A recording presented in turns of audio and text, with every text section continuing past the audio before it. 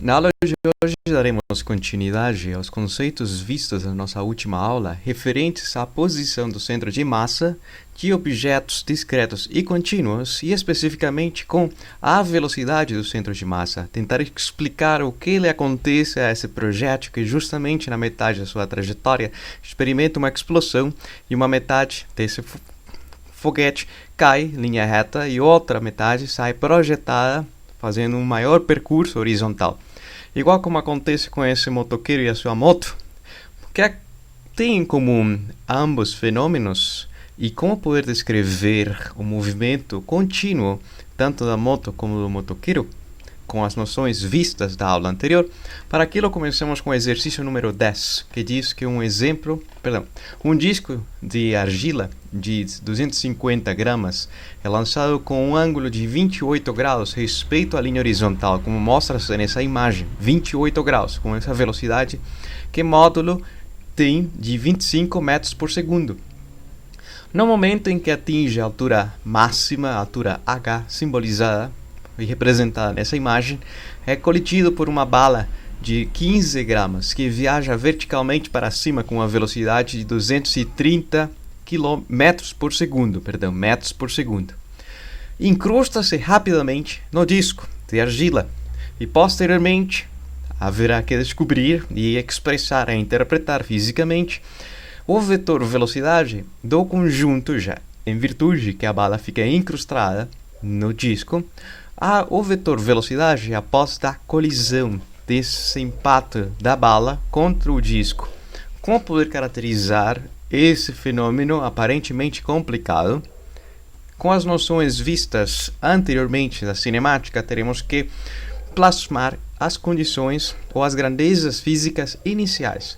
Tem-se que a velocidade do lançamento tem um módulo equivalente a 25 metros por segundo, cuja direção em relação à linha horizontal é de 28 graus para cima. Isso implica que a velocidade inicial na linha horizontal, no eixo x, como representa-se nesse sistema cartesiano, será equivalente a um módulo vetor vezes cosseno do ângulo inicial, equivalente a 22,1 metros por segundo, e a velocidade inicial no eixo vertical, associada com a relação trigonométrica seno do ângulo do lançamento, equivalente a uma velocidade de 11,7 metros por segundo. Como no momento da colisão não agem forças externas e incrustam-se rapidamente, como disse o próprio enunciado, poderíamos dizer que as forças externas que agem no sistema disco-bala serão equivalentes a zero, por mais que exista peso e a força, a atração gravitacional sobre o disco e sobre a bala, existente ou associada ao nosso planeta, poderíamos expressar que o contato foi tão rápido que nesse instante tão curto, nesse intervalo, nesse lapso tão curto, a força simplesmente podemos desprezá-la e dizer que após desse contato há uma grandeza física que conserva-se com algo que estava antes desse contato, que é justamente o momento linear total do sistema. Nessa situação, se diz que o momento linear total do sistema inicial, rotulado com esse supraíndice I, será equivalente ao momento linear total do sistema, simbolizado com esse supraíndice F, aonde inicialmente tinha-se o disco que se deslocava no ponto máximo da sua trajetória na direção horizontal e a bala que viaja e desloca-se de baixo para cima. Embora sejam vetores, mas podemos representá-los com as direções propriamente.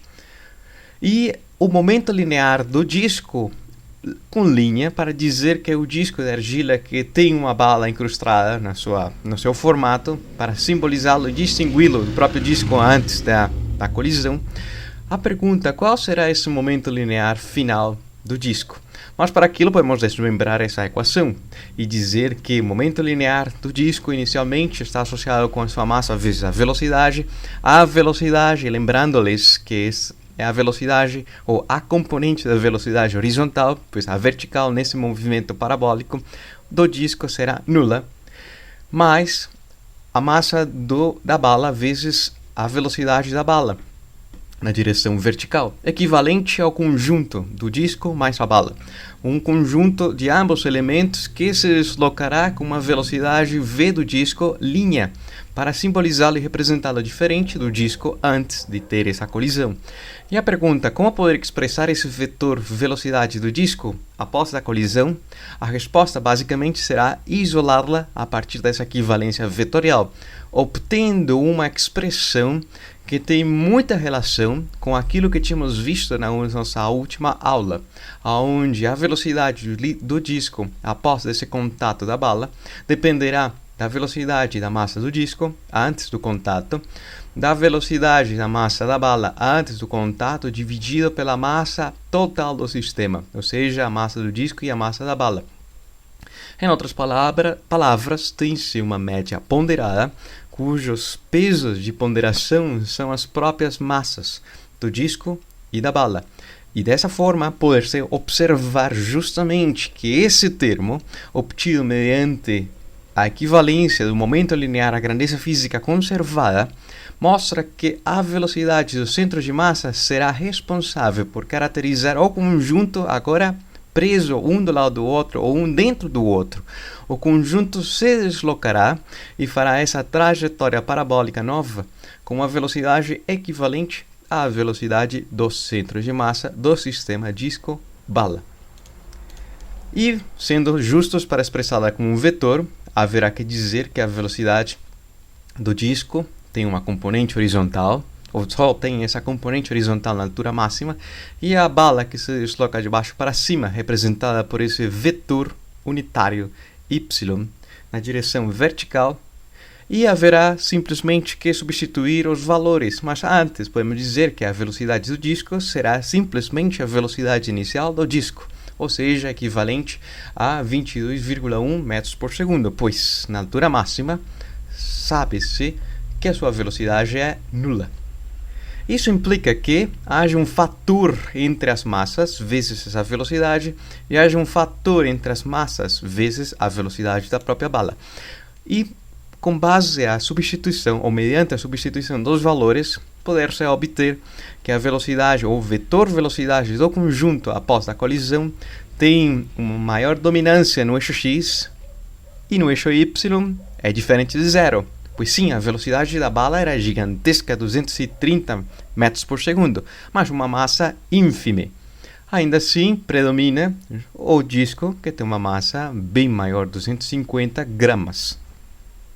Nesse caso, haverá que dizer e analisar a direção da própria velocidade, para onde se deslocará, embora não seja uma pergunta que esteja no próprio enunciado, poder-se analisar se dizemos que esse ângulo novo do lançamento dessa empurrada que recebeu como consequência já incrustada de uma bala, terá uma nova direção do lançamento, fazendo outra parábola que atingirá uma distância maior.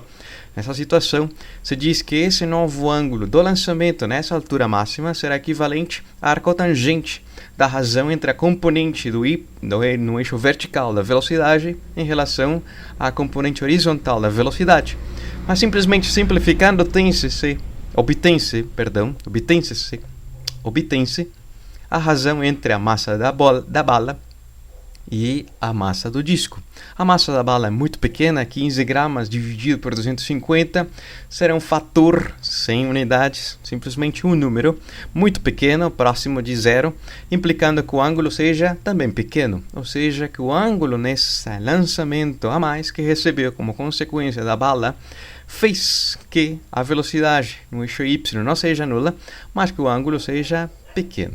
Ainda assim, existe pequeno.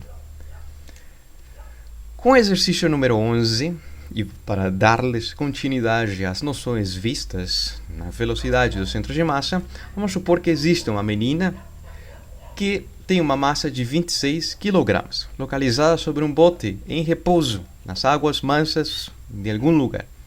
E a massa do bote é equivalente a 45 kg. Essa menina, por algum motivo, decide lançar horizontalmente um pacote de 6,4 kg com uma rapidez de 10 metros por segundo, como observa-se nessa imagem. determinar a velocidade da menina após o lançamento. Mas podemos dizer também a velocidade do conjunto, pois a menina está sobre o bote e a menina está sentada sobre o bote. Portanto, também o bote experimentará o que a menina experimentará. Mas se me faço entender, poderíamos dizer principalmente que se o sistema físico está em repouso e as únicas forças que agem nesse sistema físico, pacote, menina, bote, são forças internas e as forças externas aniquilam-se, podemos concluir que o somatório de todas as forças externas é igual a zero, implicando que há uma grandeza física conservada antes e após algum evento que aconteça internamente nesse sistema físico. Nessa situação, podemos, portanto, plasmar essa equivalência ao dizer que o momento linear total inicial será equivalente ao momento linear total do sistema físico final. Mas inicialmente estava, como o próprio enunciado diz, em repouso. E se está em repouso, por mais que tenha massa, mas com a velocidade nula de todos os três objetos, implicando que o momento linear inicial seja nulo, ou simplesmente um zero. E após esse lançamento desse pacote horizontalmente, tem-se que o conjunto do bote mais a menina, ou conjunto completo, deverá ter uma velocidade do conjunto, rotulada como sendo Bm do bote e da menina. Uma velocidade, uma grandeza física vetorial que não se sabe para onde é, nem não se sabe qual será a sua rapidez, para onde apontará e também não se sabe a sua rapidez, mas também sabe-se que o momento linear total do sistema não é da menina e do bote somente. Existirá também a contribuição do pacote, que se desloca com uma rapidez de 10 metros por segundo na linha horizontal e tem uma massa de 6,4 kg. E quando se diz linha horizontal, e como mostra-se nessa imagem, de esquerda para a direita, simboliza-se o eixo x positivo, ou representa-se o eixo x positivo, portanto a velocidade do pacote será 10 metros por segundo no eixo x positivo. E com base nessa informação, poder-se determinar justamente esse elemento, a velocidade do conjunto da menina e do bote, simplesmente isolando-a dessa equivalência vetorial e dizendo que dependerá desse fator das massas, cosinal negativo, vezes o vetor velocidade do pacote. Fisicamente, podemos, antes de substituir qualquer informação de grandeza numérica, física das massas, podemos fazer uma análise quantitativa. Esse sinal negativo, sabe-se que as massas são positivas, mas esse sinal negativo nos dirá que o vetor da velocidade do conjunto terá o sentido contrário ao vetor da velocidade do pacote. O que nossa intuição nos diz é que o bote e a menina recuam ou deslocarão-se para a esquerda. Para a esquerda, representado justamente com esse sinal negativo. Substituindo os valores das massas, a massa do pacote é bem pequena, mas a massa do conjunto do bote mais a menina é bem maior. Portanto, esse fator que não tem unidades, pois as unidades de quilogramas aniquilam-se e fornece e obtém será um número menor que a unidade, mas maior que zero e positivo. Esse fator vezes o vetor velocidade implicará que a velocidade do conjunto, ou seja, no recuo de direita para esquerda, isso que simboliza esse sinal negativo, ou no sentido contrário da direção do lançamento do próprio pacote, cuja rapidez do conjunto será 0,9 metros por segundo, ou seja, 0,9 metros por segundo para a esquerda e o pacote para a direita. O que acontece à velocidade do centro de massa? Uma pergunta bastante pertinente nesse contexto. O que acontecerá com esse ponto específico desse conjunto, por mais que se esteja deslocando esse pacote de esquerda para a direita e o conjunto menina e bote para a esquerda? O que acontecerá a esse ponto específico do centro de massa? E para responder essa pergunta, vamos calcular a velocidade do centro de massa. aonde está a menina e o bote, o conjunto, deverá, com base ao resultado anterior, já tem seu valor. E como se expressa a velocidade do conjunto, ponderado com esse peso a massa coletiva, mas o pacote que tem uma massa e uma velocidade de esquerda para a direita e a massa do sistema físico total.